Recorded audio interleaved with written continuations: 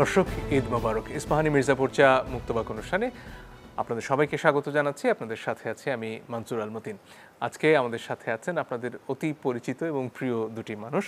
আছেন অভিনয় শিল্পী ও নির্মাতা জনাব আজিজুল হাকিম এবং আছেন জিনাত হাকিম। তিনি নাট্যকার, নির্দেশক ও প্রযোজক।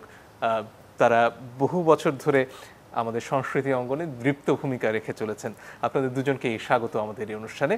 আর আজিজুল হাকিম একই সাথে বাংলাদেশ ফিল্ম সেন্সর বোর্ডেরও সদস্য, ফলে সেন্সর বোর্ডে কি হচ্ছে না হচ্ছে হয়তো খানিকটা তার কাছ থেকেও জানতে পারবো, যদি অবশ্য আগের ঘটনার কথা হয়তো বলতে পারবেন না। শুরুতেই জনাব আজিজুল হাকিম, আপনার কাছে আসতে চাই, এই যে নাটক নিয়ে থাকা, নাটক নিয়ে একটা জীবন পার করে দেয়া, এটা সবার হয়ে ওঠে না। যাদের হয়ে ওঠে, প্রশ্ন জাগে যে কিভাবে হয়ে ওঠে, কিভাবে এই জীবনটায় চলে আসেন, সেখান থেকে যদি শুরু করি। আসলে যে কথাটা বললেন না যে হয়ে ওঠা, ছোটোবেলা থেকে তো আসলে ইচ্ছে ছিল, মানে অভিনয় শিল্পী হিসেবে নিজেকে প্রতিষ্ঠিত করব, সেরকম কোনো ইচ্ছা আসলে ছিল না, কিন্তু অভিনয়ের প্রতি এক ধরনের ভালো লাগা, ভালোবাসা ছিল। তো সেই ভালো লাগা, ভালোবাসা থেকেই আসলে মঞ্চে কাজ করা শুরু, এবং মঞ্চ থেকে টেলিভিশনে কাজ করা, এবং যখন এটাকে পেশা হিসেবে নেবার যখন সুযোগ আসলো, তখন পেশা হিসেবে নিয়ে নিলাম। ওই হয়ে ওঠার বিষয়টা আসলে। অভিনয়ের সাথে পরিচয়টা হলো কিভাবে? অভিনয়ের সাথে পরিচয়টা আসলে ছোটোবেলায় আমি বাবার অফিসে যে বার্ষিক নাটকগুলো হতো, সেই নাটকের একটি নাটকে আমি সুযোগ পেয়েছিলাম। সে ছোটোবেলার কথা, আমি তখন ক্লাস 6-এ পড়ি। অফিসে নাটক হতো? অফিসের যে বার্ষিক যে নাটকগুলো হতো, যে সাংস্কৃতিক অনুষ্ঠানগুলো, মানে বাৎসরিক যে অনুষ্ঠানগুলো হতো, সেখানে নাটক হতো। তো সেই নাটকে আমি একটি চরিত্র অভিনয় করার সুযোগ পেয়েছি। কিসের নাটক ছিল মনে পড়ে? নাটকটির নাম ছিল এক মুঠো অন্ন চাই, মঞ্চ নাটক। তো সেখানে আমি একটা কিশোর চরিত্র অভিনয় করেছিলাম। তো সেই চরিত্র অভিনয় করার পর দর্শকদের মধ্যে যে রিপারকেশন পেয়েছি অভিনয় করার পর, সেটা আমাকে অনেক বেশি ইন্সপায়ার করেছে। কিন্তু পরবর্তী সময়ে মঞ্চে যখন কাজ করার সুযোগ হলো, তখন মঞ্চে নিজেকে তৈরি করার চেষ্টা করলাম একজন অভিনয় শিল্পী হিসেবে। অভিনয়ের প্রতি এক ধরনের ভালোবাসা তৈরি হলো। বিভিন্ন ওয়ার্কশপের মাধ্যমে নিজেকে প্রস্তুত করার সুযোগ আসলো। সেই আরণ্যক দিয়ে কি শুরু হলো? আমি আরণ্যক নাট্য দল থেকেই শুরু। কেমন ছিল ওই সময়টা, যদি একটু ফিরিয়ে নিয়ে যেতেন? তখনকার পরিবেশ, যখন একদম নতুন একজন কর্মী হিসেবে আসলেন, কি হচ্ছিল তখন? আসলে প্রথম দিককার যে বিষয়টা, আমার আরণ্যক নাট্য দলে আসার যে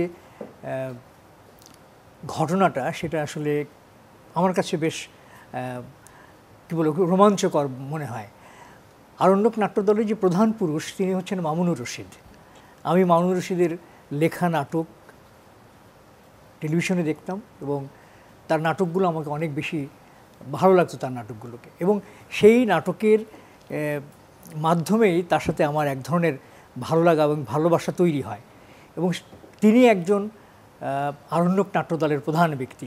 আমার যখন সুযোগ হলো যে কোনো নাটকের দলে কাজ করার, তখন আমাকে আরণ্যকে আমার এক বন্ধুর মাধ্যমে আমি আরণ্যকে যাওয়ার সুযোগ পাই। এবং প্রথম দিন আমি মামুন ভাইয়ের সামনে যখন আসলাম, এবং মামুন ভাইকে আমি যখন আমার ইচ্ছের কথা প্রকাশ করলাম যে আমি নাটক করতে চাই, তখন উনি একটু স্মিত হেসে বললেন যে আচ্ছা, দেখা যাক পারো কি না। তো এই যে বিষয়টা আমাকে অনেক বেশি উৎসাহিত করলো, যে আসলে না পারার তো কিছু নেই। ওই আরণ্যক নাট্য দলে সংযুক্ত হওয়া, এবং প্রতিদিন বিকেলবেলা রিহার্সেলে যাওয়া, এবং রিহার্সেলের যে কর্মকাণ্ড। তখন কি ছাত্র আপনি? আমি ছাত্র তখন। কিসে পড়েন তখন? আমি তখন ইন্টারমিডিয়েট পাস করেছি। সেই সময় এক ধরনের ভালো, আমি ফুটবল খেলতাম। আমি আসলে ইন্টার স্কুল ফুটবল খেলতাম। আমি ভিক্টোরিয়া স্পোর্টিং ক্লাবে ফুটবল খেলেছি, ফার্স্ট ডিভিশনে ফুটবল খেলেছি।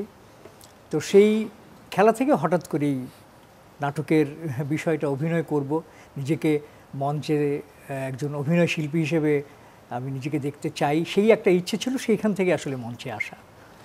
এখানে কি শুরুতে অনেক কঠোর নিয়ম শৃঙ্খলার মধ্যে থাকতে হয়েছে, এবং প্রচুর সময় দিয়ে এখানে যখন আপনি দিনের পর দিন অনুশীলন করে চলেছেন, তখন কি এটা মনে হয় না যে কখন আসলে মঞ্চে উঠবো, কখন দর্শকদের সামনে অভিনয়ের সুযোগ পাবো, নাকি সেটার জন্য খুব একটা অপেক্ষা করতে হয়নি আপনার প্রতিভার কারণে? না না না, অবশ্যই আমাকে অনেক পরিশ্রম করতে হয়েছে। এবং ওই সময় মঞ্চে অভিনয় করার সুযোগ পাওয়াটা ছিল একটু কঠিন বিষয়।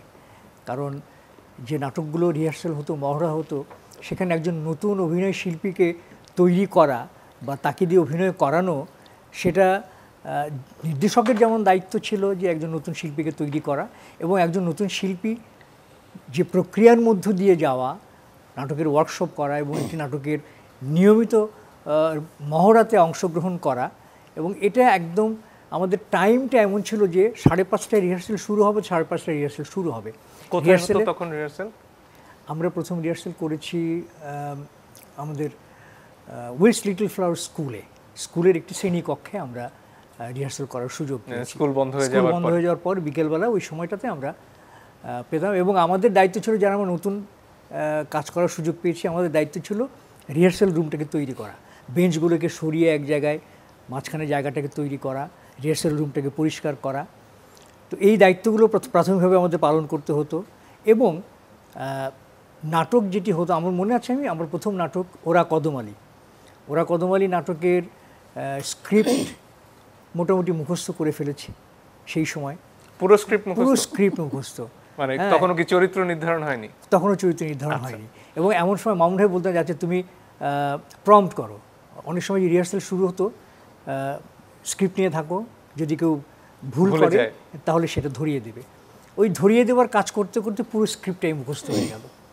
এইভাবে কাজ করছি, প্রতিদিন মহড়ায় যাচ্ছি একদম নিয়ম মেনে। 5:30টার 1 মিনিট যদি দেরি হয় তাহলে রিহার্সাল রুমে ঢোকার কারো কোনো পারমিশন ছিল না। তা আমাদেরকে টাইমটা আসলে ওই সময় এত নিয়মানুবর্তিতার মধ্য দিয়ে আমাদেরকে যেতে হয়েছে, এবং শৃঙ্খলার মধ্য দিয়ে আমাদের কাজ করতে হচ্ছে সেই সময়টাতে। এবং একটা চরিত্র অভিনয় করার জন্য যে সুযোগ পাওয়া, অপেক্ষা করা এবং নিজেকে প্রস্তুত করা, সেই রিহার্সেল রুমে প্রত্যেকটি চরিত্র কিভাবে ডিরেক্টর কিভাবে নির্দেশনা দিচ্ছেন সেগুলোকে অনুসরণ করা, এটা কিন্তু ডিরেক্টর বলতেন না, কিন্তু আমরা প্রত্যেকেই সেটাকে নিজের মতো করে নেওয়ার চেষ্টা করতাম। তো সেইভাবে নিজেদেরকে আসলে প্রস্তুত করেছি সেই সময়টাতে।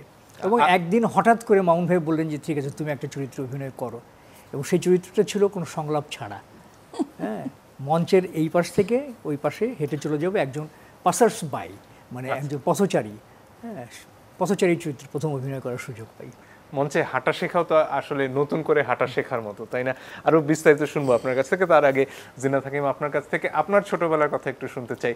ছোটবেলায় কি ভেবেছিলেন যে নাট্যকার হবেন, নির্দেশনায় থাকবেন, প্রযোজনায় থাকবেন? ঈদ মোবারক। ছোটবেলায় সেইভাবে ভাবিনি, কিন্তু আমি ছোটবেলা থেকে আসলে নাটক লিখি এবং আমি ডিরেকশন দিতাম। তখন আমি ক্লাস 6-7-এ পড়ি, এবং আমি যখন 95-এ মূলত নাট্যকার হিসেবে আমার আত্মপ্রকাশ টেলিভিশনের মাধ্যমে প্রফেশনালি, সেটা তো অনেক পরে, সেটা হচ্ছে 95-এ। কিন্তু যখন আমি ক্লাস 6-7-এ পড়ি, ইনফ্যাক্ট আমার সমস্ত স্কুলের যারা বন্ধু ছিল, আমার মতিঝিল এজিবি কলোনিতে আমি বড় হয়েছি, আমার বন্ধুরা এখন একটু অবাক হয় না। ওরা যখন থেকে আমাকে জানে যে নাটক লিখছি বা আমি পরিচালনা করছি, ওরা আসলে বলে আমরা তো তোমার গিনিপিগ ছিলাম।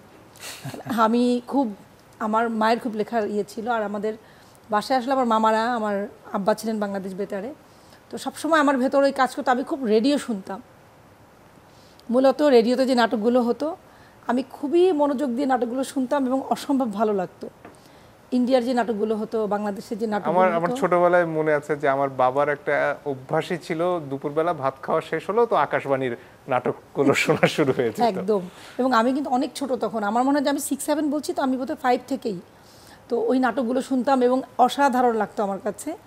আমার মনে হয় ওই একটা প্র্যাকটিস থেকে বোধহয় আমার ভেতরে লেখার একটা আগ্রহ হয়েছিল, এবং আমি লেখালেখি করতাম এবং আমার বন্ধুদেরকে নিয়ে ছোট ছোট নাটিকা, আমার ওই বয়সে যেটা মনে আছে প্রথম নাটক কি নিয়েছিল? আমার বিষয়গুলো ছিল তখন থেকেই যে, যেমন আমি আমার বন্ধুদের দিয়ে অভিনয় করাতাম যে বাসা থেকে যেটা আমাদের ঘটতো, যে বাবা মা বাইরে চলে গেল, তারপর দেখা গেল বন্ধু বান্ধব আসলো, তারপর আমরা যেটা করছি যে কাজের লোকদের সাথে কীভাবে বিহেভ করতে হবে, তাদেরকে আদর করতে হবে, মানে মা বাবা যেটা শেখাতেন ওই বাসার ওই বিষয়গুলোই আবার আমরা নিজেদের ভেতরে পুতুল খেলার মতো শিক্ষামূলক নাটক খেলতে খেলতে, হ্যাঁ, এই যে কাজগুলো করতে হবে, মানে বাসায় যেটা আব্বা আম্মারা শেখাতেন বা দেখতাম, ওটাকে আবার আমরা আমাদের বন্ধু বান্ধবদের মধ্যে আমি তাদেরকে দিয়ে। এবং মজার ব্যাপার হচ্ছে ওগুলোকে আবার একটা সময় আসলো টেপ রেকর্ডার, তখন আমি আবার এগুলো রেকর্ড করতাম। আমার মনে আছে একবার আমি ব্যাকগ্রাউন্ড মিউজিকের জন্য, তখন কিন্তু আমি অনেক ছোট, আমার হচ্ছে নৌকা পার হচ্ছে, আমার তখন হচ্ছে মাঝি যে বৈঠা বাইছে এবং নৌকার যে একটা পানির শব্দ, মানে যেই আমি তখন কি করেছি, একটা মানে মগ থেকে আরেকটা মগে পানি ঢেলেছি, দেখি সুন্দর একটা সাউন্ড হয়। এইটা আসলে আমার অনেক ছোটবেলার প্র্যাকটিস। মানে আপনার প্রথম ইচ্ছা ছিল শ্রুতি নাটক দিয়েই শুরু করার, যেহেতু আকাশবাণীর নাটক, যেহেতু রেডিওর ব্যাপারটা, টেলিভিশনের ব্যাপারটা একেবারে মাথায় ছিল না। আর আমার একটা বন্ধু ছিল শাহনাজ জামান মিলা, ও ক্লাস 2 থেকেই গিটার বাজাতো, ওর ফুল ফ্যামিলি। তো ওদের হাওয়াইন গিটার যেটা ছিল, তারপর কিবোর্ড ছিল, ওদের বাবা অ্যাকোর্ডিয়ান এরকম একটা ছিল। তো ওই ফুল ফ্যামিলিটা আমার সাথে খুব ফ্যামিলিয়ার ছিল, আমার বন্ধু ছিল ওরা। তো ওকে যখন দেখতাম আমি একদিন হঠাৎ, আমার মনে আছে, আমি হঠাৎ করে বলছি আমি বড় হয়ে টেলিভিশনে কিছু করব। আসলে হাকিম যেটা বলছিল আমি শুনছিলাম যে ভেতরে যদি কোনো ইচ্ছে আসলে খুব সুপ্ত থাকে এবং খুব ডেডিকেশন থাকে, যদি আমি চাই, বলে না আমরা একটা কথা কিন্তু পড়েছি, where there is a will there is a way. তো আমার ক্ষেত্রে মনে হয় যেটা অবচেতনও ছিল। এবং আমার ইমিডিয়েট যে বড় বোন, মাত্র 2 বছরের বড়, ও সবসময় বলতো কি, ছোটোবেলা ক্লাস 4-5 বলতো যে আমি তো বাংলাদেশে থাকবো না, আমি তো দেশের বাইরে চলে যাব। বড় হয়ে সে লেখাপড়া করেছে এবং সে মোটামুটি 35 ইয়ার্স বাইরে আমেরিকাতে। আর আমি বলতাম না, আমি কোনো দিন বাংলাদেশ ছেড়ে যাবো না, এবং আমার মনে হতো যে আমি এমন কিছু করব সবাই আমাকে চিনবে। সেটা কিন্তু খুব ছোটোবেলার চাওয়া। এখন বুঝি যে চেনাটার চেয়েও বড় কথা যে আমার ভেতরে ছিল তো আমি এমন কিছু করবো, মাস পিপল ওরিয়েন্টেড কোনো কাজ করবো, বা নিজে যে কাজটা করে আনন্দ লাগে সেটার পেছনে ছুটে চলাটা বোধহয় জরুরি। অবভিয়াসলি আমার যে কোনো কাজ যেটাই করি, সেটা আমি ঘর গোছানো থেকে শুরু হোক বা আমার নাটকের নির্মাণের ক্ষেত্রে হোক, আমি এই কাজটা ছোটোবেলা থেকেই খুব আনন্দের সাথে, আমি যে কোনো জার্নি, আমাকে অনেকে বলে ফেসবুকে দেখে যে এত জার্নি, কিন্তু আমি আসলে আনন্দ নিয়েই কাজটা করি। যেটা আপনি বললেন, যে কোনো কাজ আমি ঠিক করি করব, ওটার ভেতরে আমি আসলে প্রথমেই হচ্ছে মানে মানসিকভাবে খুব পজিটিভলি এবং খুব মানে হ্যাপিলি কাজটা করার চেষ্টা করি। জনাব হাকিম, আপনার কাছে ফেরত আসি। ওই যে মঞ্চে প্রথম হাঁটার কথা হচ্ছিল, স্ট্যানিস্লাভস্কির একটা বই পড়ছিলাম, সেখানে তিনি বলছেন যে আমরা যখন মঞ্চে হাঁটলাম, পরিচালক বললেন যে কিছুই হয়নি, এবং যখন তিনি বললেন যে এইভাবে হাঁটো, মনে হচ্ছে যে আমরা হাঁটাই জানি না, আমরা নতুন করে হাঁটতে শিখছি, হাত পা নাড়াতে শিখছি। এই অভিজ্ঞতাটা কেমন ছিল আপনার? আপনি স্ট্যানিস্লাভস্কির কথা বললেন, আমরা আসলে তার যে অ্যাক্টিং মেথড সেটা নিয়েই আমরা আসলে আমাদের প্র্যাকটিসটা হয়েছে। ওনার যেটা যে অ্যান অ্যাক্টার্স প্রিপেয়ার্ড বলে একটা ইয়েছে, একজন অভিনেতার প্রস্তুতি, এটা কিন্তু অনেক বড় একটা বিষয়। তা আমরা থিয়েটার করতে গিয়ে কিন্তু আমরা প্রতিনিয়ত শিখেছি ওয়ার্কশপের মাধ্যমে যে একজন অভিনেতা নিজেকে কীভাবে অভিনয় শিল্পী হিসাবে বা একটা চরিত্র হিসেবে কীভাবে তৈরি করতে হয়, তার কিছু ওয়ে আছে। এবং একটা মানুষকে সার্বিকভাবে সচেতন হতে হবে। আমি সাধারণ মানুষের বাইরে এসে আমি একজন অভিনয় শিল্পী, এবং এই অভিনয় শিল্পীর যে অবজারভেশন, সেই অবজারভেশনটা থাকতে হবে অনেক বেশি। আমি যে চরিত্রটি অভিনয় করব, সেই চরিত্রটি হয়তো এই মুহূর্তে আমার সামনে আসবে না, কিন্তু একজন অভিনেতা বা একজন অভিনয় শিল্পীকে তার চারপাশটা খেয়াল করতে হয় সব সময়, যে তার চারপাশে যে চরিত্রগুলো আছে সেই চরিত্রগুলো কিভাবে বিহেভ করছে সেগুলোকে আত্মস্থ করা বা সেগুলোকে নিজের মধ্যে নেয়া। এই নেয়ার পাশাপাশি চরিত্র বিশ্লেষণ করা এবং স্ট্যানিস্লাভস্কির যে মেথড, সেই মেথডটাকে প্র্যাকটিসে আনা। যে একটা চরিত্র নির্মাণ করতে গেলে কী ধরনের প্রস্তুতি একজন অভিনেতার দরকার, সেই প্রস্তুতিগুলো কিছু মেথডিক্যাল স্টেপস আছে, সেই স্টেপগুলোকে প্র্যাকটিস করতে হয়। যেমন একজন আমরা মঞ্চে শিখেছি, সেটা হলো যে একটা চরিত্র যখন আমি তৈরি করব, তখন সেই চরিত্রটি হয়ে ওঠার জন্য কি কি করা দরকার, সেই জিনিসগুলো প্রথমে নিয়ে আসতে হয় সামনে। যেমন আমরা নাট্যকার যখন একটি চরিত্র তৈরি করেন, সেই চরিত্রটি তার ভাবনায় কি আছে সেটি তার সঙ্গে আলাপ আলোচনা করার একটা সুযোগ যদি নাট্যকার বেঁচে থাকেন, তাহলে সেই সুযোগটা তৈরি হয়। তো একজন অভিনেতা কিন্তু সেটাও করতে হয় তাকে। নাট্যকারের সাথে দ্বিমত হয় না মাঝে মাঝে? হ্যাঁ, দ্বিমত হয়। হয়তো এমনও হতে পারে যে একজন ক্রিয়েটিভ অভিনেতা হয়তো যেভাবে চরিত্রটি চিন্তাভাবনা করেছেন, নাট্যকার যেভাবে লিখেছেন হয়তো তার সঙ্গে বৈপরীত্য হচ্ছে। কিন্তু একটা সময় দেখা যাচ্ছে যে আলাপ আলোচনার মধ্য দিয়ে কিন্তু আমরা একটা জায়গায় উপস্থিত হচ্ছি। হয় নাট্যকার যেভাবে ভাবছেন, অভিনেতার কাছে গিয়ে হয়তো তার আরো একটা বিবর্তন হতে পারে, সমৃদ্ধি হতে পারে। সেটা তিনি যদি অ্যাকসেপ্ট করেন তাহলে সেইভাবে তৈরি হয়। আর যদি তিনি অ্যাকসেপ্ট না করেন, তাহলে তার যে ভাবনাটা আছে সেই ভাবনাকে একজন অভিনয় শিল্পীকে সেটাকে অনুসরণ করতে হয়। আমার মনে হয় মাঝখানে একজন সেতুর মতো কাজ করেন, তিনি হচ্ছেন পরিচালক, ডিরেক্টর। তো আপনি যখন এই প্রথম সংলাপবিহীন চরিত্রে মঞ্চের এক পাশ থেকে অন্য পাশে হেঁটে গেলেন, তারপরে যারা সেখানকার ভারী ভারী পুরনো অভিনেতা তারা কি বললেন এবং এরপরের যাত্রাটা কেমন ছিল আপনার? প্রথম মঞ্চে ওঠার অভিজ্ঞতাটা আমার, যেটা বললাম যে মঞ্চে অভিনয় করার সুযোগ পাচ্ছি, এটা আমার জন্য অনেক বড় একটা বিষয়। আমি মঞ্চে এক পাশ থেকে আরেক পাশে হেঁটে যাব পথচারী হিসেবে, আমাকে দেখবে দর্শকরা, এটাই আমার জন্য অনেক বড় পাওয়া। ভয় লাগেনি তখন? ভয় সেরকম একটা কাজ করেনি, কারণ অনেকদিন থেকে রিহার্সেল করেছি, উত্তেজনা ছিল। তবে সংলাপ ছিল না বলে এক ধরনের আক্ষেপও ছিল যে সংলাপ নেই।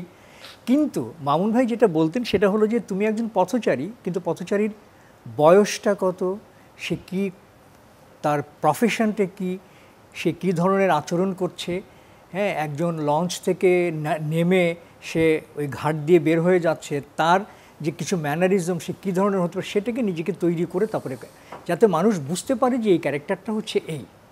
তো সেইভাবেই আমি প্রথম ইয়েটা করেছিলাম। আর সংলাপ সহ আমার যে নাটকে অভিনয় করার সুযোগ এসেছে সেটাও কিন্তু ওই ওরা কদমালি নাটকেই। সেটা কতদিন পরে? সেটাও বেশ অনেক দিন পর। ঘটনাচক্রে আমি যে চরিত্রে অভিনয় করার সুযোগ পাই, সেই চরিত্রটি যিনি করতেন তিনি হঠাৎ করে তার চাকরির সুবাদে, আমরা ঢাকার বাইরে বিভিন্ন সময় আমরা মঞ্চনাটক করতে চাঁদপুর, কুমিল্লা, চিটাগাং বিভিন্ন জায়গায় আমাদেরকে যেতে হতো বিভিন্ন উৎসবে। তো এরকম একটি চাঁদপুরের শোয়ের জন্য আমাদেরকে কল করা হলো। তো ওই ভদ্রলোক চাকরি থেকে ছুটি পাননি, তো ছুটি না পাওয়ার কারণে উনি যেতে পারছেন না, কিন্তু নাটক আমাদের করতে হবে।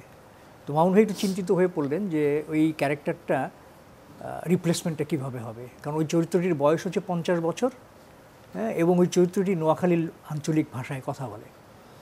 তো এই চরিত্রটিতে করা বা রিপ্লেস করার জন্য উনি চিন্তা করছিলেন। তখন আমি সাহস করে মামুন ভাইকে বলেছিলাম যে মামুন ভাই, আমি যদি সুযোগ পাই তাহলে আমি করতে পারি। তো সেই সময় মামুন ভাই আমার দিকে তাকিয়ে বললেন যে এটা তো 50 বছরের একটা বৃদ্ধর চরিত্র, আপনার বয়স কত? আমি তো ইন্টারমিডিয়েট পড়ি, ইন্টারমিডিয়েট পাস করেছি মাত্র, মানে 20 ক্রস করিনি সেই সময়। তো উনি বললেন যে দুটো ব্যারিয়ার আছে, একটা হচ্ছে উনি চরিত্রের বয়স হচ্ছে 50 বছর, আর দ্বিতীয়ত হচ্ছে চরিত্রটি নোয়াখালীর আঞ্চলিক ভাষায় কথা বলে। তা আমি বললাম যে আমার এক ধরনের ল্যাঙ্গুয়েজের প্রতি আমার এক ধরনের ভালো লাগা, ভালোবাসা আছে, হয়তো আমি ওই ল্যাঙ্গুয়েজের কথাটা বলতে পারি। যদি আমার রিহার্সাল নেন বা আমাকে যদি একটু পরীক্ষা করেন তাহলে আমি চেষ্টা করতে পারি, উতরে যাব মনে হয়। হ্যাঁ, জানি না মানে আমি চেষ্টা করতে পারি। তো মামুন ভাই আমার দিকে তাকিয়ে বললাম যে ঠিক আছে, মামুন ভাইয়ের সাথেই কিন্তু দৃশ্যটা মামুন ভাইয়ের সাথেই। তো রিহার্সাল শুরু করার পর আমি যখন এন্ট্রি নিলাম এবং নেওয়ার পর যখন সংলাপ বললাম মামুন ভাইয়ের সাথে, তো কাউন্টার সংলাপটা মামুন ভাই দেবেন না দিয়ে উনি তাকিয়েছেন আমার দিকে, তাকিয়ে থেকে বললেন যে ল্যাঙ্গুয়েজটা তো পারফেক্ট, কিন্তু তোমাকে ওই 50 বছরের যে বৃদ্ধ, সেই বৃদ্ধর শারীরিক ভাষাটা তোমাকে নিয়ে আসতে হবে, তার জন্য তোমাকে প্রস্তুতি হয়, তুমি করবে। সংলাপ কি মনে পড়ে এখন? ওরা কদমালি নাটকের সংলাপ একটু মনে করতে হবে। আচ্ছা, তাহলে আমরা পরের অংশে মনে করে অনেক বছর আগের। হ্যাঁ, একটু জেনাত হাকিমের কাছে এই ফাঁকে ফিরে আসি। এই যে রেডিওতে নাটক শুনে নিজের টেপ রেকর্ডারে বন্ধুদের নিয়ে নাটক বানাচ্ছেন, তারপরে সেখান থেকে রেডিওতে জনপ্রিয় ধারাবাহিক নাটকে পৌঁছানোর মাঝখানে আসলে কি ঘটেছিল? আমার ছোটবেলার বন্ধুদের নামগুলো বলি, রুবি, নাভিন, নাজমা, লিপি। তাদের সাথে যোগাযোগ আছে এখনো? একদম। আমি কয়েকদিন আগে আমেরিকা থেকে এসেছি, লাস্ট হয়তো 12-14 দিন হবে। তো আমার যে বন্ধু নাভিন, ও চিনবেন হয়তো, ওর দুলাভাইকে তো সবাই চেনে, নওয়াজিশ আলী খান। নওয়াজিশ ভাই, তখন আমরা রামপুরায় যেতাম, ওই যে টেলিভিশন, ওই যে ওর বড় বোনের হাজব্যান্ড, ওটাও কিন্তু বোধহয় আমার ভেতরে প্রভাব ফেলেছিল। তারপর স্কুল থেকে টেলিভিশনে নিয়ে গেছিল গান গাওয়ার জন্য স্কুল থেকে। তো ওই সময়টা হয় কি, ওরা এমনভাবে আমার সাথে, আমার একটা গ্যাং ছিল, আমি একটু ছোটোবেলা থেকে একটু একটু মাস্তান টাইপ ছিলাম আর কি, একটু স্পোর্টস করতে হবে, বাকের ভাইয়ের নারী ভার্সন একদম। এবং আমি বিশাল টিম নিয়ে দেখা যাচ্ছে স্পোর্টস করতাম, অ্যানুয়াল ফাংশন করতাম মাঠে, খেলার মাঠে। আমাদের বাসার সামনে বড় বড় মাঠ ছিল তখন কলোনিতে, আপনি তো জানেন, খুব সুন্দর পরিবেশ ছিল আর খুব সিকিউর ছিল। তো আমার দেখা যেত আমার নেতৃত্বে ওই সমস্ত আমার বন্ধুবান্ধবেরা এবং ছোট ছোট যারা ছিল সবাই একসাথে হয়ে ওদেরকে দিয়ে আমি ওই দৌড়াচ্ছে, কেউ যে বিস্কিট দৌড় হচ্ছে, মানে স্কুলে যেটা হতো সেটা আবার আমি ছোট ভাষায়। মেয়েদের এই ঘোরাফেরা নিয়ে অভিভাবকদের খুব একটা দুশ্চিন্তা ছিল না? না, তখন এটা ছিল না। আমাদের বড় একটা কলোনি বাউন্ডারি ছিল, সুন্দর পরিবেশ ছিল তো বটেই, যেটা একটু পরেই হয়তো বলতাম যে ঈদের সময় এখন আমার হঠাৎ মনে পড়লো যে বিশেষভাবে আমরা বেড়াতে যেতে চাইতাম। ওখানে কমলাপুর একটা রেলওয়ে স্টেশন ছিল, রেলওয়ে যে স্টেশনটা, ওখানে একটা মেলা হতো। তো বাসা থেকে না বলে আমরা আবার ওই গ্যাং, মানে আমাদের ওই মেলায় যেতেই হবে। তারপর বাইরে যখন নজিশ ভাইয়ের বাসায় আমরা ঈদের সময় সালামির জন্য যেতেই হবে, আপা আমাদের অনেক আদর করে খাওয়াতেন। তো বাসায় আসলে সালামির হার কি ছিল? তখন তো সালামি কেউ যদি 2 টাকা দিত বা 5 টাকা দিত বিশাল ব্যাপার। আর কম দিলে? কম দিলে এখন যেটা মনে করি, তখন যারা কম দিত ওটা মনে করে এখন একটু বেশি সালামি দেই। মানে ওটার সংখ্যা কি ছিল তখন? 8 আনা বা 4 আনা এই ধরনের? ওটা বলবো না। এমনও হয়েছে পিকনিক করতাম বা স্পোর্টস করতাম চাঁদা তুলে, কলোনির বাড়িতে বাড়িতে গিয়ে মা জানতেন না আমাদের ওই টিমটা নিয়ে। তো এরকমও হয়েছে দরজা খুলে দেখে বিরক্ত হয়ে বন্ধ করে দিয়েছে, ঘুমের টাইমে গিয়ে বেল দিয়েছি। কিন্তু আমাদের সে একটা টিমের যে একটা উৎসাহ ছিল, স্পোর্টস, ফাংশন, নাটক, গান, অনেক কিছু আসলে করেছি আমি, এবং লিডিংয়ে ছিলাম আমি। তো নাভিনের সঙ্গে যেটা বলতে গেলাম, আমার পুরো টিম বোধহয় আমরা 12 জন। নাভিনের বাড়িতে আমরা 3 দিন ছিলাম এই কানেকটিকাটে, ওখান থেকে আমি বস্টন এবং নিউ ইয়র্কে শো করতে এসেছি। তো নাভিন এবং শাহিন ভাই ওর হাজব্যান্ড উনি গান করেন, নাভিনও গান করে। আমার পুরো টিমটা কিন্তু ওর বাসায় রিহার্সেল, ওর একটা রেস্টুরেন্ট আছে চমৎকার একটা পিৎজা। তো আমরা কিন্তু ওখানে রাত 1টা-2টা রিহার্সেল করলাম, এবং নাভিন আমাকে তখন খুব হাসছিল যে ও ছোটোবেলার স্মৃতিটাই বলছিল যে জিনাত তোমার তো এইসব আমরা ছোটোবেলায় করে আসছি। আমি একটু অবাক হই না, কারণ আমি আর্টিস্টদের সাথে যেভাবে তাদেরকে মোটামুটিভাবে, লায়লা হাসান আপা তো অনেক সিনিয়র, আরও ডিসি থেকে শিল্পীরা এসেছিলেন, আজিজুল হাকিম ছিলেন, তানিয়া আহমেদ, ফারজানা ছবি, আমাদের নাজা।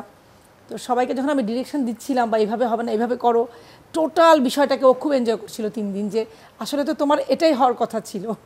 এই গল্পটা একটু বিস্তারিত শুনবো, একটা বিরতির সময় হয়ে গেছে। দর্শক একটু পরেই ফিরে আসছে, আশা করি সাথে থাকবেন।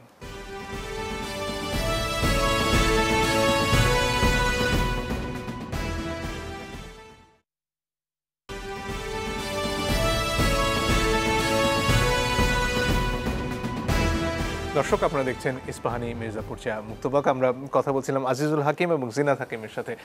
মার্কিন যুক্তরাষ্ট্রের গল্প হচ্ছিল যে এখনও আপনাদের বন্ধুরা সবাই আপনারা একসাথে আছেন, এবং সেখানে নাটকের রিহার্সালের কথা বলছিলেন। সেই নাটক কি নিয়ে, কোথায় কোথায় নাটক করলেন, এই গল্পটা যেটা হয়েছে, নাভিন আমার ছোটবেলার বন্ধু। আমি অনেক আগে থেকে আসলে নাটক করছি, 95 থেকে আমি প্রথম শুরু করেছিলাম। আজিজুল হাকিমের কথাটা বলতে হয় আমাকে, তাকে আমি সবসময় থ্যাঙ্কস দিই, কারণ আমি লেখালেখি করি ছোটোবেলা থেকে, কিন্তু এই যে নাটককে যে লিখে টেলিভিশনে প্রচার হয়, যেটা আপনি জানতে চাইলেন, ওটাও আমার 95-এ হয়েছে। আমি প্রথম নাটক লিখেছিলাম নির্জন স্রোত, শ্রদ্ধা আব্দুল আল মামুন ভাই, তিনি ডিরেকশন দিয়েছিলেন, এবং তখন আমাকে শুরুতেই বলেছিলেন যে তোর প্রথম নাটক আমি শুধু আজিজুল হাকিমের কারণে ডিরেকশন দিয়ে দিলাম, এবং আমার খুব খুব উপকার হয়েছিল। মঞ্চ নাটক, বাংলাদেশ টেলিভিশন। আচ্ছা। তো আমার জন্য এটা খুবই, মানে আমার প্রথম নাটকে আব্দুল আল মামুন ভাইয়ের মতো একজন নির্দেশক, লেখক, উনি নাট্যকার, ওনার সম্পর্কে তো আসলে আমার বলার কোনো মানে ভাষা আমি পাবো না। কিন্তু মামুন ভাই যখন নাটকটা ডিরেকশন দিয়েছিলেন, সেই প্রসেসটা, হাকিম যেমন মামুনুর রশিদ ভাইয়ের কথা বললেন, তো আব্দুল আল মামুন ভাই কিন্তু প্রথম বসে আমাকে বললেন যে তখন টেলিভিশন নাটকগুলোও কিন্তু মহড়া হতো, এবং যিনি স্ক্রিপ্ট রাইটার তাকে পুরোটা নাটক পড়ে শোনাতে হতো। সমস্ত শিল্পীরা আমার এখনও মনে পড়ে বেলি রোডে। তখন আপনার বয়স কত? বয়স বলার চেয়ে 95-এ আমি বোধহয় মাস্টার্স করেছি। তো মামুন ভাই আমাকে পুরো স্ক্রিপ্টটা পড়ে শোনাতে বললেন যে তুই পড়। উনি তো তখন অনেক সিনিয়র একজন নির্দেশক। ডেফিনেটলি। তো মামুন ভাই যখন আমি পড়ছিলাম, অভিনেতারাও নিশ্চয়ই অনেক সিনিয়র তখন।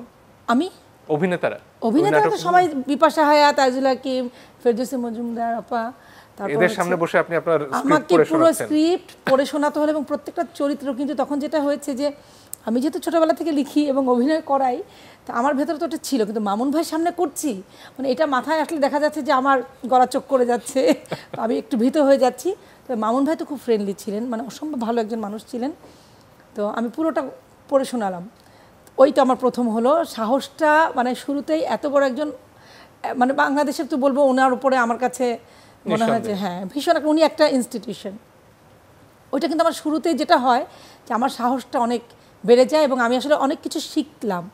নাটকটা যখন রেকর্ডিং হয় এবং মামুন ভাই যখন শর্ট ডিভিশন করছেন বা পুরো সময় ছিলেন আপনি সাথে, আমি একদম পুরো সময় ছিলাম, এবং আমি ওই নাটক থেকে শুরু করে এখনো পর্যন্ত আমার টেলিভিশনে যত নাটক হয়, আমি আসলে একটু দাবি করি আমি ডিরেক্টর, কারণ আমার কাছে মনে হয় আমি নাটকটা লিখেছি। সুতরাং হাকিম যেটা বলছিল যে চরিত্রগুলো আসলে কিভাবে কথা বলবে, চরিত্রগুলো কিভাবে তাদের গেট আপ হবে, তাদের ভাবনাগুলো বা তাদের অ্যাক্টিং যে প্যাটার্ন, আমার কাছে মনে হয় যে আমি একদম চরিত্রের সঙ্গে মিশে যাই। আর আমার ভেতরে একটা ব্যাপার আছে, আমি কিন্তু পর্দায় কখনো অভিনয় করিনি, কিন্তু যারা আমার সঙ্গে চলে তারা জানে আমি খুব ভালো মানে অ্যাক্টিংটা বুঝি, এবং আমি কিন্তু অ্যাক্টিং করতে পারি। আমি আপনাকে অ্যাক্টিং করে দেখাতে পারবো, মানে অফ স্ক্রিন। তো যার জন্য আমি মামুন ভাইয়ের অনুমতি নিয়ে আমি কিন্তু এডিটিং রুমে গেছিলাম এবং আমি ব্যাকগ্রাউন্ড মিউজিক থেকে শুরু করে, হয়তো ওই নাটকের ডিরেক্টর আমি না, কিন্তু আমি সবসময় অ্যাটাচ থাকি। কারণ আমার কাছে মনে হয় যে একজন নাট্যকার একজন পরিচালকের সাথে মিলে যদি সেটা প্রজেকশনটা হয়, ডেলিভারিটা হয় শিল্পী সহ, অনেক ভালো হয়। ওটা আসলে রিয়েল একটা ফিল আসে। মানে আপনি নাটকটা লেখার সময় যেভাবে কল্পনা করেছিলেন, যখন এটা বাস্তবায়ন হলো, টেলিভিশন নাটকের রূপ পরিগ্রহ করলো, তখন কি তার চেয়ে ভিন্ন কিছু হয়েছিল, না যেটা ভেবেছিলেন তেমনই হলো? না, আমি যেটা ভেবেছি ওটাই হয়েছে। এটার জন্য আমারও এক্ষেত্রে অনেক, মানে ওই নাটকের বাইরেও, ওটা তো মামুন ভাই করেছিলেন, সেটা আমি দেখেছি কীভাবে শর্ট ডিভিশন করে, টিভি নাটকগুলো আসলে কীভাবে হয়, টোটাল মানে কমপ্লিট যে বিষয়টা, প্রোডাকশনটা কীভাবে আসলে দাঁড়ায়, সেটা ছিল আমার জন্য একটা এক্সপিরিয়েন্স। পরবর্তীতে যেটা হয়েছে, আমি একটু খুব কুইক লার্নার, হ্যাঁ, আমার ভেতরে আমি খুব অবজারভেশন, যেমন আমার খুব, মানে আমি ছোটোবেলা থেকেই কোনো কিছু খুব মানে খুব মনোযোগ দিয়ে দেখি এবং ওটাকে আমি ভেতরে ধারণ করতে পারি, যার জন্য আমার মনে হয় যে এটা একটা শিক্ষা প্রক্রিয়াটা এটা ভালো হয়। মানুষ যখন ভালো কিছু দেখে মনোযোগ দিয়ে, ওই যে রেডিওতে নাটক শুনতাম, মানে ডেলিভারিগুলো কেমন হচ্ছে এবং কার অভিনয় ভালো হচ্ছে, আমি না চিনে না দেখে তাদের ভক্ত হয়ে গেছি, কিন্তু যে ভয়েস, তাদের যে অ্যাক্টিং প্যাটার্নটা। তো আমার যেটা হচ্ছে যে পরবর্তী সময়ে আমি আস্তে আস্তে, আমাকে লায়লা হক যে আছেন বাংলাদেশ টেলিভিশনের, উনি ছোটো ছোটো নাটিকা করতেন, সেগুলো ছিল শিক্ষামূলক, সোশ্যাল অ্যাওয়ারনেসের উপরে। তো হঠাৎ করে লায়লাপা আমাকে স্ক্রিপ্ট লিখতে দিলেন যে তুমি পারবে। লায়লাপার কাছে মনে হয়েছিল, আমি কিন্তু ছোটো ছোটো নাটক দিয়ে শুরু করেছিলাম, এই 1 মিনিট 1.5 মিনিট করে করে, সব কিন্তু সোশ্যাল অ্যাওয়ারনেসের উপরে, মানুষের শিক্ষামূলক। ছোটবেলায় যা করতেন বড় হয়েও তাই শুরু করলাম, তারপর তো বড় নাটকে, তারপর যেটা হয়েছে অনেক বড় বড় ধারাবাহিকও লিখেছি। আর মঞ্চের ব্যাপারটা আসলে যেটা হয়েছে যে আজিজুল হাকিম যখন দেশের বাইরে বিভিন্ন সময় ওদেরকে শিল্পীদেরকে, তারকা শিল্পীদেরকে যখন দেশের বাইরে আমন্ত্রণ জানানো হয়, তখন সেখানে দেখা গেছে আমিও গেছি ওর সাথে। অনেক সময় ওকে বিভিন্ন সময় সিঙ্গেল মানে সলো পারফরমেন্স করতে বলা হয় যে এবার একটা কিছু করেন, তখন ও আমাকে বলতো যে এটা কিভাবে সম্ভব, যে কো আর্টিস্ট ছাড়া বা একটা স্ক্রিপ্ট ছাড়া তো এভাবে কোনো একটা নাটকের মাঝখান থেকে, আমি বললাম এটা তো গান না যে আমি গেয়ে দিব। তখন আমার কাছে মাথায় ঢুকলো যে ঠিক আছে, তাহলে পরিপূর্ণ একটা নাটক কেন আমরা করি না। তো অস্ট্রেলিয়াতে বেলাল হোসেন ঢালি নামে একজন ভদ্রলোক আছেন, উনি অর্গানাইজার ছিলেন, শিল্পীদেরকে আমন্ত্রণ জানিয়েছিলেন, ওনাদের একটা সিডনি নাট্যম বলে একটা নাট্যদল ছিল। উনি কিন্তু প্রথম নাটক করেন, একদম ফুল একদম একটা নাটক, মঞ্চ নাটক, সাথে মমসাপা গান করেছিলেন। যেহেতু বিদেশি শিল্পীরা গান শুনতে চায়, তো ওই যে নাটক উনি শুরু করলেন। পাশাপাশি 95-এ উনি করেছিলেন, 2007-এ, আমি 96-এই ওহাইও স্টেট ইউনিভার্সিটিতে আমার দুলাভাই ছিলেন, উনি বুয়েটের লেকচারার ছিলেন, ওখানে পিএইচডি করতে গেছিলেন। তো স্টুডেন্টস অ্যাসোসিয়েশন থেকে বলেছিল একটা নাটক করতে চায়, তারা শুনেছিলেন যে আমি নাটক লিখি, এবং আজিজুল হাকিম, যেহেতু উনি আমার দুলাভাই ছিলেন, উনি অভিনয় করেন, তখন বিপাশা হায়াত, তুষার খান এবং আজিজুল হাকিমকে তারা আমন্ত্রণ জানিয়েছিল, এবং আমি একটা নাটক লিখেছিলাম বৃষ্টির চোখে জল। আর ওখানে বোধহয় হুমায়ুন আহমেদ ভাইয়ের একটা নাটক ছিল। পরবর্তীতে ওটা লন্ডনে করেছি, আবার আরও নাটক লিখে। সেই যে আমার শুরু, তখন অনেকেই খালি একটা কথা বলে, এখনও পর্যন্ত যেটা আমি ফেস করি, যে মঞ্চ নাটক কেউ দেখতে চায় না। কিন্তু ইনফ্যাক্ট যেটা হয়েছে, আমি বলবো, আমি নাটকের ক্ষেত্রে যারা আমাকে চেনে, যারা আমার নাটকটা মঞ্চে বিভিন্ন সময় করেছেন, যারা অর্গানাইজার, আমি যাদের সঙ্গে কোঅর্ডিনেশন করেছি, পরবর্তীতে হাকিম সহশিল্পী পেয়েছে, স্ক্রিপ্ট পেয়েছে, পাণ্ডুলিপি নিয়ে মঞ্চে উঠে নাটক করেছে এবং দর্শকের তালি পেয়েছে। সর্বশেষ যে নাটকটা আমি করলাম, বিন্দু থেকে বৃত্ত, তো আমি আসলে যখনই হিউস্টন বা যে কোনো স্টেটে একবার একটা নাটক করেছি, মঞ্চ নাটক, তারিনকে নিয়ে করেছি, লটারি লেখা ছিল বেলাল ভাইয়ের। পরবর্তীতে আমি যখন লিখলাম, ইভেন ঢাকার থিয়েটারের যে পঞ্চনারী আখ্যান, রোজি সিদ্দিকী সলো পারফরমেন্স করে, আমি কিন্তু ওটা নিয়ে সিডনি, ক্যানবেরা এবং মেলবোর্নে শো করেছি, আমি অর্গানাইজ করেছি। তো আমার সাহসটা ওইভাবে বাড়তে বাড়তে এমন একটা পর্যায়ে গেছে, এখন আমি দেখা যাচ্ছে যেখানে একবার নাটকটা করেছি, আমি 3বারও নাটক করে এসেছি। এবং অ্যারিজোনাতে তাদের নাট্য উৎসব আছে, সামনে আমার একটা দাওয়াত আছে। আমি গত মে থেকে এই এপ্রিল, এখন তো জুন চলছে, আমি কিন্তু 3 টাইমস আমেরিকাতে গেছি। আরো শুনবো এই গল্পগুলো। এই ফাঁকে একটু জনাব হাকিম আপনার কাছে ফেরত আসি। এই যে নাটক নিয়ে কাজ করা, প্রথম একটা চরিত্র হঠাৎ করে আরেকজনের ছুটি না পাওয়ায় পেয়ে যাওয়া, সেখান থেকে সামনে যখন এগোলেন, একেবারে মুখ্য চরিত্রগুলো যখন করা শুরু করলেন, এই যে বিবর্তনটা, সেটার গল্পটা একটু শুনতে চাই। আসলে মঞ্চ নাটকের প্রতি এক ধরনের ডেডিকেশন বা এক ধরনের ভালোবাসা তখন থেকেই আসলে জন্মানো শুরু করে। মঞ্চ নাটক, আমি আরণ্যক নাট্য দলের সাথে কাজ করি, এবং আমাদের শুধু নাটকের জন্য আমরা নাটক করি না। মামুন ভাই বা আমাদের আরণ্যক নাট্য দলের যে স্লোগান, সেটা হচ্ছে যে নাটক শুধু বিনোদন নয়। আরণ্যক নাট্য দলের যে মানে স্লোগান, সেটা হচ্ছে নাটক শুধু বিনোদন নয়, শ্রেণী সংগ্রামের সুতীক্ষ্ণ হাতিয়ার। এর যে সমাজকে নিয়ে ভাবা, মামুন ভাই নাটকের যে নাটকগুলি তিনি লিখেছেন সেই নাটকগুলোর মধ্যে সমাজ ভাবনা আছে, সোসাইটির জন্য কিছু করতে হবে, তাদের পরিবর্তনের জন্য কিছু করতে হবে, এই ধরনের কিছু ইন্ডিকেশন প্রত্যেকটা নাটকের মধ্যে আছে। ওরা কদমালির মধ্যে আমরা দেখেছি যে কদমালিরা কিভাবে শোষিত হচ্ছে, তাদেরকে প্রতিরোধ করার জন্য বা তাদেরকে সহযোগিতা করার জন্য কিভাবে সোসাইটির মানুষদের এগিয়ে আসতে হবে, এই যে এক ধরনের বার্তা, এই বার্তাগুলো বা এই যে বক্তব্য, এই বক্তব্যগুলো কিন্তু আমাদেরকে অনেক বেশি আন্দোলিত করেছে। বিশেষ করে তখন আমরা যারা কাজ শুরু করেছি, আমার সমসাময়িক আমার যে বন্ধুবান্ধব যারা ছিল আরণ্যকের সঙ্গে, আমাদের মনে হয়েছে যে আমরা শুধু নাটকের জন্য নাটক করব না, আমাদের এক ধরনের সোশ্যাল রেসপন্সিবিলিটি তৈরি হবে। আমরা এই শিল্পের মাধ্যমে দেশের জন্য, সমাজের জন্য কিছু বলতে চাই, কিছু করতে চাই। এবং এই করা বা লেখার মাধ্যমে, অভিনয়ের মাধ্যমে, মঞ্চ নাটকের মাধ্যমে যদি বিন্দুমাত্র মানুষের মধ্যে সচেতনতা তৈরি হয়, তাহলেই আমাদের বোধহয় কাজ করার যে মানে আমরা যে কাজ করছি, এই কাজ করাটা অনেক বেশি সার্থক হবে বলে আমরা মনে করি। এই ভাবনা থেকে আসলে আমরা কাজ শুরু করেছিলাম।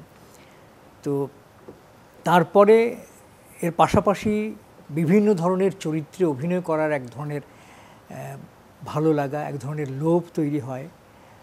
যখন মামুন ভাই নাটক লেখেন, নাটক লেখার পর যখন দলে 50-60 জন বসে আমরা যখন নাটকটি পাঠ করা হয়, আমরা যখন শুনি, তখন প্রত্যেকের মধ্যেই কিন্তু এক ধরনের আকাঙ্ক্ষা তৈরি হয় যে ওই চরিত্রতে আমি অভিনয় করব, বা ওই চরিত্রটি আমার ভালো লাগছে, বা গল্পটি আমাদের কাছে ভালো লাগছে। আমাদের দলের মধ্যে একটা প্র্যাকটিস এখনও আছে, সেটি হলো যে দলে যখন কোনো নতুন নাটক তৈরি করা হয়, নাট্যকার নাটক লেখার পর সেই নাটকটি সবার সামনে পড়া হয় এবং প্রত্যেকের কাছ থেকে মতামত নেওয়া হয় যে নাটকটি তিনি লিখলেন, সেই লেখাটা কতটুকু নাটক হয়ে উঠলো, বা আরও কিছু আমাদের কিছু ইনপুট দেওয়ার আছে কিনা। এই যে স্বতঃস্ফূর্তভাবে সবার পার্টিসিপেশন, এই পার্টিসিপেশন থেকে কিন্তু নিজেদেরকে তৈরি করার একটা সুযোগ আমাদের হলো যে মামুন ভাইয়ের লেখার উপরেও তার নাটকের উপরে কথা বলার বা আমার একটি মন্তব্য করা বা কিছু একটা বলার সুযোগ পাওয়া, এটাও কিন্তু অনেক বড় একটা বিষয়। নাটকটা আসলে একজনের নয়, পুরো দলের। এবং ওই যে বললাম যে চরিত্রগুলো যখন পড়া হয়, নাটকটা যখন পড়া হয়, তখন কিন্তু প্রত্যেকটা চরিত্রের মধ্যে কিন্তু এক ধরনের আকাঙ্ক্ষা তৈরি হয়। কিন্তু দলের যে শৃঙ্খলা, ডিরেক্টর যে চরিত্রটি অভিনয় করার জন্য বলবেন, সেই চরিত্রটিতেই আমাকে অভিনয় করতে হবে, এর বাইরে আমার কোনো ইচ্ছে বা আকাঙ্ক্ষা থাকতে পারবে না। কারণ ডিরেক্টর জানেন বা ডিরেক্টর বোঝেন যে কোন চরিত্রটি কাকে দিয়ে সবচেয়ে ভালো হবে। তো সেইভাবে আস্তে আস্তে সুযোগ পেয়ে যায় একের পর এক যে নাটক। টেলিভিশনে আসা হলো কবে? টেলিভিশনের ব্যাপারটা আসলে পর্দায় নিজেকে দেখার যে আগ্রহ, সেটা তো মঞ্চে যখন কাজ শুরু করেছি তখন থেকেই। মামুন ভাই ওনার মধ্যে প্রতি 3 মাস পর পর একটি করে নাটক টেলিভিশনে মঞ্চ মানে হতো আর কি। তো মামুন ভাই তখন নাটকের প্রয়োজনে যাদেরকে দরকার তাদেরকে নিতেন, কিন্তু দলের আমরা কিন্তু সুযোগ পেতাম না। কেন পেতাম না সেটা হলো যে প্রথমত হচ্ছে টেলিভিশনে অভিনয় করতে হলে টেলিভিশনের তালিকাভুক্ত শিল্পী হতে হবে অডিশনের মাধ্যমে। তো দলের আমরা অনেকেই টেলিভিশনের তালিকাভুক্ত শিল্পী ছিলাম না, সেই সুযোগটা প্রথমেই ছিল না এক। আর দ্বিতীয় কথা, মামুন ভাই যেটি বলেছেন, আমরা আগ্রহ প্রকাশ করেছি অনেক সময় যে আমরা টেলিভিশনে অভিনয় করতে চাই, আপনি তো নাটক লেখেন, আমাদেরকে সুযোগ দেন। তো মামুন ভাই একটি কথাই বলেছেন যে নিজেকে একটা তৈরি করো, নিজেকে প্রস্তুত করো। নিজেকে যখন তৈরি করবে তখন তোমাকে কাউকে বলতে হবে না যে আমাকে অভিনয়ের জন্য নেন, তিনিই ফিল করবেন যে তোমাকে তার নাটকের জন্য প্রয়োজন। সেইভাবে নিজেদেরকে তৈরি করো। এই তৈরি করার প্রক্রিয়ার মধ্যে তিনি আমাদেরকে ফেলে দিয়েছেন, তা আমরা নিজেদেরকে তৈরি করতাম। তো এইভাবে এক সময়ে টেলিভিশনে যখন সার্কুলেশন দূরে যে নতুন শিল্পী তালিকাভুক্ত করার জন্য কণ্ঠস্বর পরীক্ষার আবেদন করলাম, আবেদন করার পর পরীক্ষা দিলাম, তারপর স্ক্রিন টেস্ট হলো, তারপর এগুলোর পরীক্ষক কারা ছিলেন তখন? পরীক্ষক তো আমাদের মানে সেই সময়ের বিখ্যাত অভিনয় শিল্পীরা ছিলেন, যেমন শ্রদ্ধেয় হাসান ইমাম ছিলেন, মমতাজউদ্দিন আহমেদ ছিলেন, আমি যে বোর্ডের সামনে ছিলাম সৈয়দ আহসান আলী সিডনি ছিলেন। তখন যে প্রশ্নগুলো করা হয়েছিল আপনাকে বোর্ডে, সেগুলো কি খুব দুষ্কর ছিল উত্তর দেওয়া? প্রশ্ন আসলে আমাদেরকে একটা টেক্সট দেওয়া হতো, সেই টেক্সটটা মুখস্থ করে আমাদের তাদের সামনে অভিনয় করে দেখাতে হতো। তো অভিনয় করার পরে বিভিন্ন রকমের প্রশ্ন করতেন, যে চরিত্রটি আমি কেন এরকম অভিনয় করলাম, এই জায়গাটিতে কেন আমি উচ্চস্বরে অভিনয় করলাম, এই জায়গাটিতে কেন নামলাম, বা এই লাইনগুলোর মধ্যে কি আছে, সাবটেক্সটে কি আছে, আমি কতটুকু বুঝতে পারলাম, এই বিষয়গুলো তারা বিভিন্ন সময় প্রশ্ন করে করে আমাদের কাছ থেকে জানতেন। আমি এই ধরনের প্রশ্নের মুখোমুখি হয়েছি। হয়তো যে টেক্সটটা ছিল সেই টেক্সটটা আসলে আমি বুঝেছি কি, এই টেক্সটের সাবটেক্সটে কি আছে সেটুকু আমি অনুধাবন করতে পারলাম কি না, সেই ধরনের প্রশ্নের মুখোমুখি আমাদেরকে হতে হয়েছে। তো যাই হোক, সেই পরীক্ষাগুলোতে উত্তীর্ণ হয়ে যখন তালিকাভুক্ত হলাম, তখন মামুন ভাই একটি নাটকে আমাকে অভিনয় করার সুযোগ। এবার কি সংলাপ সহ না সংলাপ সহ? সংলাপ সহ। কিন্তু এটা একটা মজার ব্যাপার। আমি কি ওই নাটকটা তোমার এর মতো এখানে নোংর, যেটা আমি সবসময় দর্শকের রিপারকেশনগুলো দেখি, বা ওর কাছে যখন এসে কথা বলে, প্রথমে বলে যে এরিও মোতাব্বির, মানে ক্যারেক্টারটা আসলে নামটা ওর মোতাব্বির, কিন্তু সংলাপটা কিন্তু ওর মানে কো আর্টিস্টের। তো ওই সাত্তার ভাইয়ের না ছিল, সম্পর্কে মামা হয়, উনি একটা ডাক দিতেন এরিও মোতাব্বির, আমারও মনে আছে। আমি তখন অনেক ছোট, কিন্তু ওই নাটকটা দিয়ে কিন্তু দর্শক ওকে চেনে। এটা একটা অদ্ভুত ব্যাপার, প্রথম নাটকে নজরে আসে সে মোতাব্বির চরিত্র দিয়ে। এটা কত সালের কথা? 1981 সালে আমার প্রথম নাটক। এবং ওই নাটকটির চরিত্রটি ওই এক মাদ্রাসার একটি ছাত্র, সে গ্রাম থেকে এসেছে তার মামার এখানে। মামা আবার পদ্মায় একটি চর জেগেছে, সেই চরে এসে একটা দোকান খুলে বসছে, চায়ের দোকান। সেই চায়ের দোকান খুলে তার ভাগ্নেকে বলছে যে তুমি চলে আসো, হ্যাঁ, আমাকে হেল্প করার জন্য। তো সেই ছেলে ওখানে চলে আসে, এসেই বলে যে মামু আই চলে আইছি। মানে তোমার এখানেও নোয়াখালীর সংলাপ। হ্যাঁ, অনেকে বলে কিন্তু জোর মানে শুরুতে যে জিনিসটা নজরে পড়েছিল সেটা এখানেও কাজে লেগেছে। এবার একটু সামনে এগোই, জেনা থাকিম আপনার কাছে আসি। আপনাদের দুজনের পরিচয়টা হলো কিভাবে, টেলিভিশনে নাকি এর বাইরে? যেটা আমি বলি যে আমার তো অবশ্যই টেলিভিশনের সাথে পরিচয় হয়েছে, কারণ আমি দর্শক, আমি একজন একনিষ্ঠ শ্রোতা দর্শক, ও একজন। মানে মোতাব্বির চরিত্রের কথা আপনার মনে আছে যখন আপনি শিশু হিসেবে দেখেছেন? একেবারে শিশু হিসেবে দেখিনি, সেটা মনে নেই, কিন্তু কিশোর বয়সে দেখেছি। আমি তখন হয়তো ক্লাস 9-এ পড়ি। তো একটা নাটক করেছিল, সেটা আমার কিছু মনে নেই, কোনো একটা টিচার চরিত্রে অভিনয় করেছিল। তবুও তো সে না, বোধহয় মনিরাদির সাথে তানিয়া আপা ছিলেন। ও আচ্ছা, ওটা হচ্ছে নাটকটির নাম হচ্ছে বুমেরাং। ওটা দেখার পর প্রথম তার প্রতি আমার একটা দুর্বলতা কাজ করলো, এবং টেলিভিশনে দেখলাম এবং দেখে এত ভালো লাগছিল ওকে, খুব খুব ভালো লাগছিল। অ্যাক্টিংটাই প্রথমে ভালো লাগছিল, তারপর যখন আস্তে আস্তে বড় হলাম, কোন কাননের ফুল দেখলাম, তারপর হচ্ছে একটু, তখন তো আসলে টেলিভিশনের কোনো শিল্পীর প্রতি এখন মানে প্রেমে পড়ার তো কোনো কারণ নেই, ভালো লাগাটা ওই বয়সের, তো ওটা ওকে ভালো লাগছিল। তারপর যখন সামনাসামনি দেখলাম। সেটা কিভাবে হলো? ওটা আসলে একটা পহেলা বৈশাখে ঢাকা ইউনিভার্সিটিতে, ওরা পহেলা বৈশাখে ওরাও বেড়াতে গেছিলো ঘুরতে, আর আমি তখন ঢাকা ইউনিভার্সিটির ছাত্রী, আমিও গেছিলাম টিএসসিতে। সেটা আমি অনেক ইন্টারভিউতে বলেছি। আমার একটা বন্ধু ছিল, সেও তার ভক্ত, আমাদের একটা ছেলে বন্ধু ছিল সঙ্গে, ও বললো যে পেছনে না আমার ভাইয়ের একটা বন্ধু টেলিভিশনে নাটক করে, আমার বান্ধবীটা ছিল এরকম একটা পজিশনে, ও দেখতে পাচ্ছিল। আমি আর পিছনে ঘুরে বললাম কে, তখন আমার ফ্রেন্ডটা বললো যে আমারও খুব প্রিয় শিল্পী। তখন ও কোন কাননের ফুলের অলি অনেক জনপ্রিয়, তখন সে 90-তে, তখন বলছে এটা আজিজুল হাকিম। বলার সাথে সাথে আমি আগে ঘুরে আগে ওকে দেখলাম, সেটাই পরিচয়। তারপর তো কথা হলো ওই দিন। হ্যাঁ, কথা হয়েছিল। আমাদের ওই বন্ধুটা যখনই শুনলো যে দুজন, এখন বুঝি যে সে ইউনিভার্সিটি, তখন আমরা বোধহয় ফার্স্ট ইয়ারে, যে দুজন মেয়ে বান্ধবী এমন একজন নায়কের হচ্ছে ভক্ত, সে খুব বীর পুরুষের মতো বললো যে আমি আমার ভাইয়ের তো বন্ধু। তখন আমরা বললাম কি ওনাকে ডেকে আনতে পারবি, আসবে, কথা বলবো আমরা। আমরা আসলে সাহস করিনি যে কথা বলবো। ও যখন বললো হ্যাঁ পারবো, আমার ভাইয়ার বন্ধু, ও চলে যাওয়ার পর আমরা দুজন কথা বলছি উনি যদি না আসেন। ওর সঙ্গে অনেক বন্ধু ছিল, পরে শুনলাম ঢাকা থিয়েটারে। এখন তো আমরা একটু টেনশনেই পড়ে গেলাম, আমরা পারলে ওখান থেকে উঠে চলে আসি আর কি, যে আমাদের তখনই মনে হচ্ছে যদি না আসে এই ভদ্রলোক, এই ছেলেটা যদি না আসে। তো খুবই আমাদের কাছে তখন খুবই আশ্চর্যের একটা ঘটনা ছিল যে সে উঠে আসছে, এবং সে আসলে এখন বুঝি যে সেটা উনি না হয়ে অন্য কেউ হলে মনে হয় না আসতেন। উনি একটু বেশি ভদ্র, উনি কি মনে করে এসেছেন জানি না। না আসলে আমার মানে কি মনে করে আসে না, আমার যেটা মনে হয়েছে সে আমার যেটা ফিলিং সেটা হলো যে আমরা টেলিভিশনে অভিনয় করি, টেলিভিশনে আমাদেরকে যারা দেখেন দর্শক, তাদের তো এক ধরনের ভালো লাগা থাকেই। তো সেই ভালো লাগাকে যদি আমি রেসপন্ড না করি, সেই ভালো লাগাকে যদি আমি তাদের ভালো লাগার কাছাকাছি যদি আমি না যেতে পারি, তাহলে আমার প্রতি এক ধরনের হয়তো নেগেটিভ ইয়ে হতে পারে। আমি কিন্তু সবসময় এটাকে এনজয় করি। যখনই কেউ আমার কাছ থেকে অটোগ্রাফ নিতে চায়, আসে, বা এখন ফটোগ্রাফ, এখন তার অটোগ্রাফের সময় নাই, এখন সেলফি, হ্যাঁ, আসলে আমি কিন্তু খুব মানে স্বাচ্ছন্দ্যের সাথে আমি এগিয়ে যাই এবং তাদের সাথে আমি তুলি। তো সেই ভাবনা থেকেই আমি গিয়েছি যে আমার দুজন দর্শক বা তিনজন দর্শক যারা আমার সঙ্গে একটু কথা বলতে চায়। টেকনিক্যালি কথাটা বললো তিনজন দর্শক, মানে আমাদের ছেলে বন্ধুকেও ইনক্লুড করে নিল।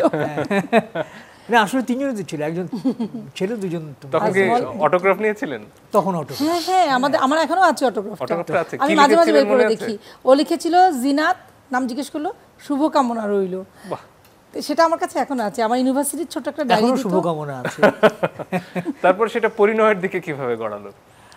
পরিণয়ের দিকে না, ওটা আমি বলি, ওটা আসলে ছিল যেটা ওরও বিয়ের বয়স তখন, আমাদের তো আমাকে বাসা থেকে বিয়ে দেখছে, তো এটাই হলো মূল, যে তখন আমাদের দুজনেরই বিয়ের একটা সময়। ওর সঙ্গে ফোনের নাম্বার আদান প্রদান হলো এবং ভক্ত হিসেবে কথা বললাম অল্প কয়েকদিন। TNT ফোন, তখন তো মোবাইল ছিল। TNT নাম্বারে হল থেকে কয়েন দিয়ে না, বাসায় আমার TNT ফোন ছিল। বাসায় যেটা হতো, আমি তো ঢাকায় ছিলাম, তো মাঝে মাঝে আমি হলে থাকতাম আমার লেখাপড়ার সুবিধার জন্য। তো আমাদের বাসায় তো যেটা হচ্ছে যে সবাই জানে যে TNT ফোন মানে আব্বার বিছানার পাশে মাথার কাছে ফোনটা, এবং ওই ফোনটা হচ্ছে সবসময় তালা দেয়া। আমি খুব ডেঞ্জারাস ছিলাম, আমি ফোনটা খুলতে পারতাম। বাসা থেকেও কথা হতো, আর হলে সুবিধা হতো যে আম্মা আব্বা তো আর ফোনের আশেপাশে ঘুরতেন না, কথা বলার তো একটা লিমিট থাকবে। বাসায় তো সে পারমিশন ছিল না। তো এই হল থেকে খুব অল্প সময়ের মধ্যে যেটা হলো যে ওর পরিবার থেকে যেহেতু মেয়ে দেখছে, হঠাৎ একদিনও আমার সঙ্গে দেখা করতে আসছে, এটা আমার কাছে খুব ইন্টারেস্টিং লেগেছে। তখন আমি বুঝতে পারলাম যে সামথিং সে স্পেশাল কিছু ভাবছে। এর আগ পর্যন্ত কিন্তু আমি তো খুবই খুশি, আজিজুল হাকিমের সাথে কথা বলছি, আমি কথা বলি, আমার ওই বন্ধু কথা বলে, সেও ফোন করে। কিন্তু হঠাৎ করে যেন মনে হলো যে ও আমার সাথে কথা বলতে বেশি ইন্টারেস্টেড। আমি আমার ফ্রেন্ডের সাথে কথা বলে বুঝতাম যে ও ফোন করেছে, হয়তো বলছে বাসায় নেই, যেটা আমি পরে শুনেছি। তো ছোটো বোন দেখা যায় একটু পরপর আমি করেছি, সে আমার সাথে কথা বলছে। একটা অ্যালবাম নিয়ে এসেছিল ওদের, একটা পারিবারিক। সে কতটা বুদ্ধি রাখে এখন আমি বুঝি, যে অ্যালবামটা এনে আমাকে দেখাচ্ছে, ওর ভাই বোনদের ছবি, বাবা মায়ের ছবি, পারিবারিক ছবি। তো আমার কাছে তখন খুব অবাক লাগছিল যে এই অ্যালবামটা সে কেন আনলো। পরে বুঝতে পেরেছি সে তার পরিবারের সঙ্গে আমাকে পরিচয় করাচ্ছে। তারপর একদিন বলল যে আমি আসলে, এবং সেও হয়তো বুঝে গেছে যে আমি তাকে পছন্দ করি। আসলে আমার মনে হয় যে কেউ কাউকে ভালো লাগলে বোধহয় এটা মুখে বলার কোনো প্রয়োজন হয় না, মানুষ মানে আদার্স দুজনকে বুঝে যায়।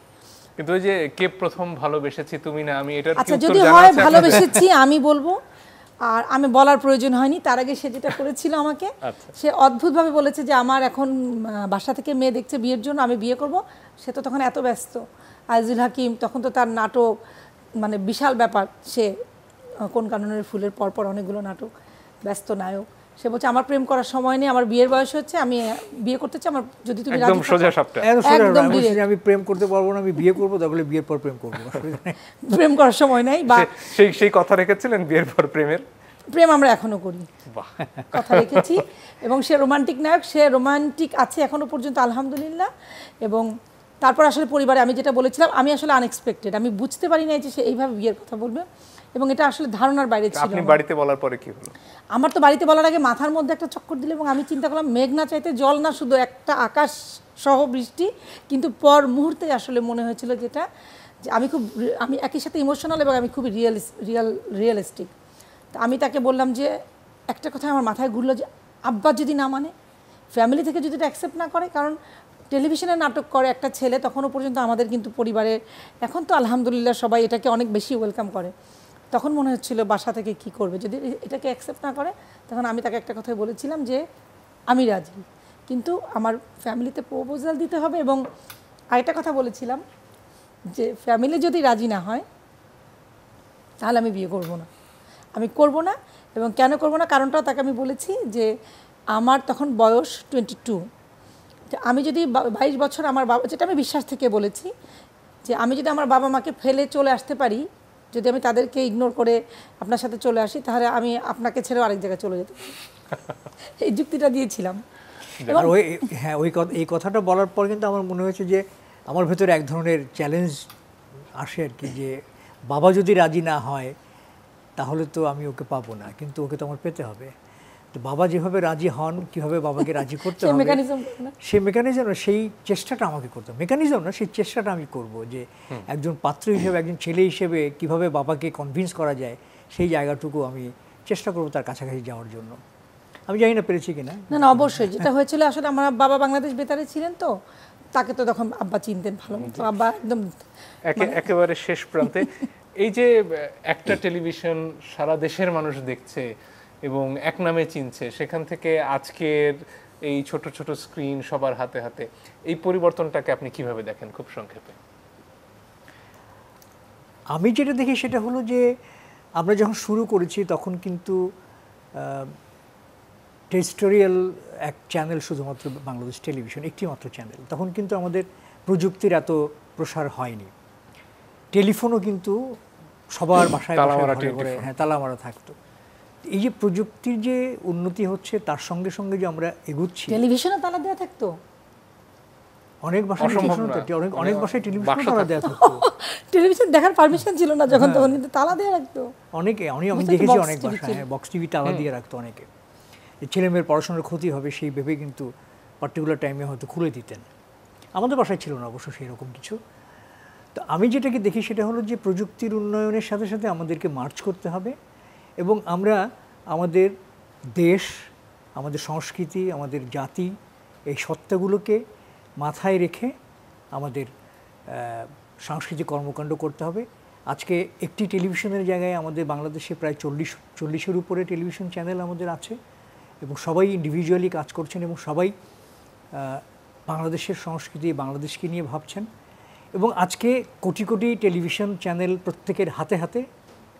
আমরা ইউটিউবের কল্যাণে অনেক টেলিভিশনের অনেক কন্টেন্ট দেখতে পাচ্ছি এবং ফেসবুকেও আমরা অনেক কন্টেন্ট দেখতে পাচ্ছি।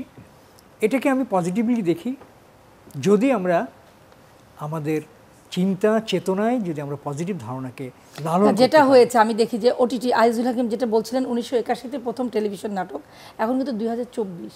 তো এই যে এই প্রজন্মের ছেলেমেয়েরা যখন ওকে এসে বলে যে আঙ্কেল আমরা আপনার আরারাত দেখেছি, সাইলেন্স দেখেছি, ভালো লেগেছে, তার মানে কি আমাদের চেঞ্জ হয়েছে, চ্যানেল বেড়েছে, যোগটাও হয়েছে। হ্যাঁ, ডেফিনেটলি। অনেক ধন্যবাদ আপনাদের দুজনকে আজকে আমাদেরকে সময় দেওয়ার জন্য। দর্শক আপনাদেরকেও ধন্যবাদ, বিদায় নিচ্ছি।